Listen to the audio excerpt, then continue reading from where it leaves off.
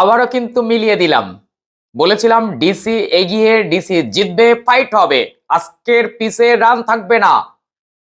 প্রত্যেকটা কথা কিন্তু খেটে গেছে, শুধু না 100 না 200% খেটে গেছে। যারা ভিডিও দেখছেন তারাই বলতে পারবেন। দেখুন, এক কথায় বলবো, ঋষভ পান্ত অধিনায়ক হিসাবে জিরো, বিগ জিরো। যারা এলএসজি কে সাপোর্ট করেন তাদের প্রত্যেকের বলে রাখছি আগের থেকে, এ মরশুমেও আপনাদেরকে হতাশ হতে হবে।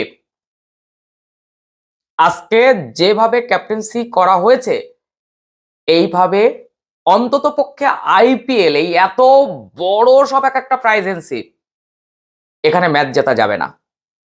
ওই গোয়েঙ্কা বাবুর ভাগ্য খারাপ, জানি না, উনি ছেড়ে দিলেই, দলটা বিক্রি হয়ে গেলেই মনে হয় আবার ঠিকঠাক একটা জয়ের ধারা আসতো। টিম খারাপ নয়, টিম খারাপ নয়। আজকে প্রথমে ব্যাট করে এলএসজি মাত্র 141 রান করে, এই রানটা 170 হতে পারত। আজকে আমি প্রথমেই এলএসজির দিকেই যাই, ডিসির কথা পরে আসছি, টার্নিং পয়েন্টগুলো পরে বলছি, আগে ভুল ত্রুটিগুলো একটুখানি আপনি আমার সঙ্গে মিলিয়ে নিন।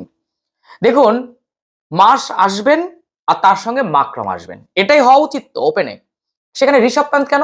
হ্যাঁ, আউটটা নিয়ে আমি কথা বলছি না।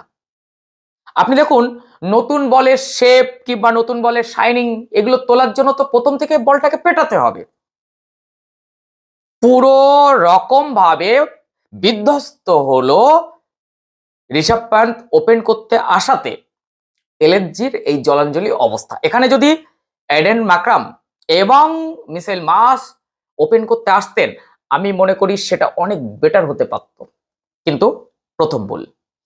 দ্বিতীয় ভুল, নিকোলাস পুরান আগে, আয়ুষ বাদানি আগে নয়।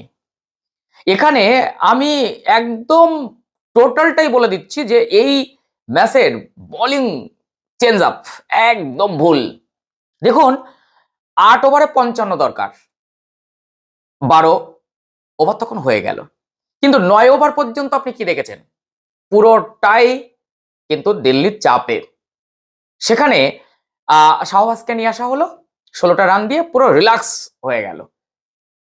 সামিকে পরপর 4টে ওভার করিয়ে, তাও ঠিকঠাক করে 4টে ওভার করানো হয়নি।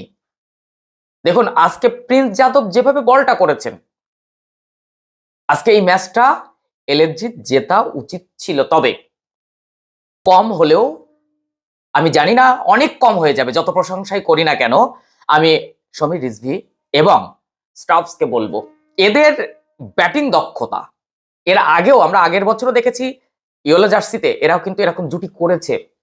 119 রানের একটা পার্টনারশিপ, যেখানে 26 রানে 4 উইকেট হয়ে গেছে 4.3 ওভারে। তখন আমরা ধরেই নিয়েছি ঘরের মাঠে আবার, মানে এর আগে সবাই ঘরের মাঠে জয়লাভ করেছে, শুধু এলএসজি ফেল করলো আজকে। আমরা ভেবেছিলাম এলএসজি জিতবে, আমি ভাবছিলাম যে আজকে আমার প্রেডিকশনটা ভুল হতে চলেছে হয়তো, কিন্তু ঋষভ পান্ত আছেন তো, আমার প্রেডিকশন ভুল হবে কেন? তাই 26 রানে 4 উইকেট পড়ে যাওয়ার পরেও দলটাকে চেপে ধরা গেল না, এত দারুণ বোলিং করা সত্ত্বেও। জানি না আজকে পুরোপুরি ইম্প্যাক্ট চাপ হিসাবে একদমই এলএসজি ঠিকঠাক প্রয়োগ করতে পারেনি, যেটা দিল্লি করেছে।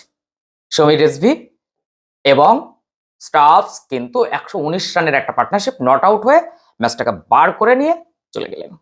সেখানে আমরা যদি একটুখানি দেখি, মিচেল মার্শ 35 করেছিলেন, ঋষভ পান্ত 7, ব্যাড লাক তার, মাকরাম 11, বাদনি 0, নিকোলাস পুরান 8, আব্দুল সামাদ একটু সম্মান রক্ষা করেছিলেন 36,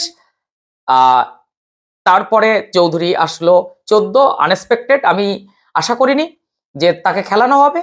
সেখানে বোলিং সাইডটা যদি আমরা একটুখানি দেখি, তাহলে অবশ্যই মুকেশ কুমার আজকে আউটস্ট্যান্ডিং বল করেছেন।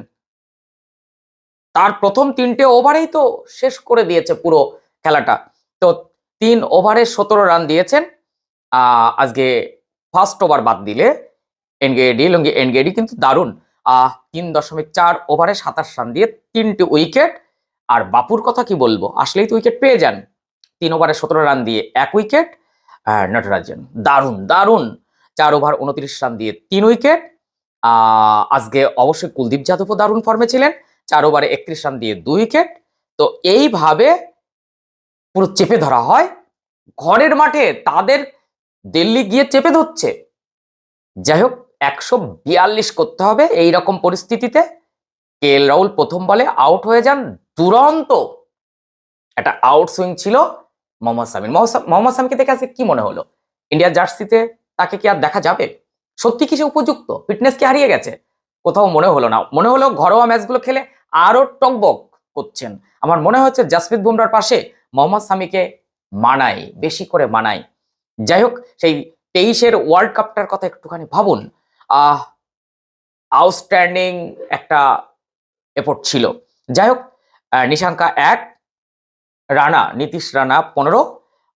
এইবার এইখান থেকে কিন্তু খেলাটা ঘুরলো। যেই সমীর রিজভি আসলেন, তার মধ্যে বাপু আউট হয়ে গেলেন, স্টাফস আসলেন, 119 রানের পার্টনারশিপ করে দিলেন, ব্যাস।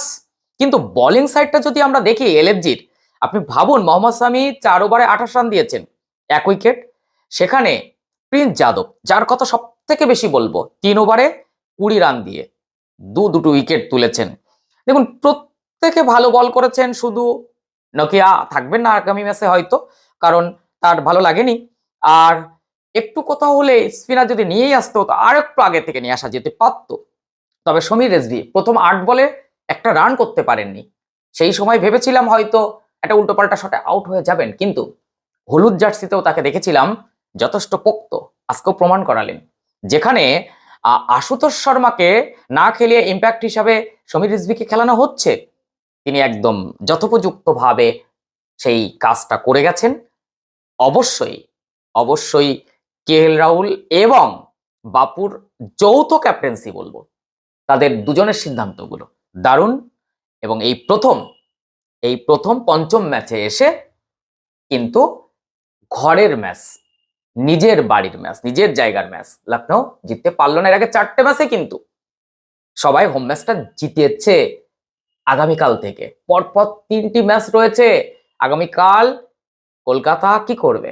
আসবো, কলকাতার ভিডিও পরে নিয়ে আসবো, সেখানেও আবার প্রেডিকশন করব, আবারও মিলবে এই আশা রাখছি। তবে আপনারা যারা না দেখে একটা মন্তব্য ছুড়ে যাচ্ছেন, তাদের কাছে বলবো একটু হিংসা বিদ্বেষটা সরিয়ে রাখুন না। পুরোটা দেখুন, শুনুন, আগের ভিডিওগুলো দেখুন, একটা মন্তব্য করে যান, ভাল লাগবে।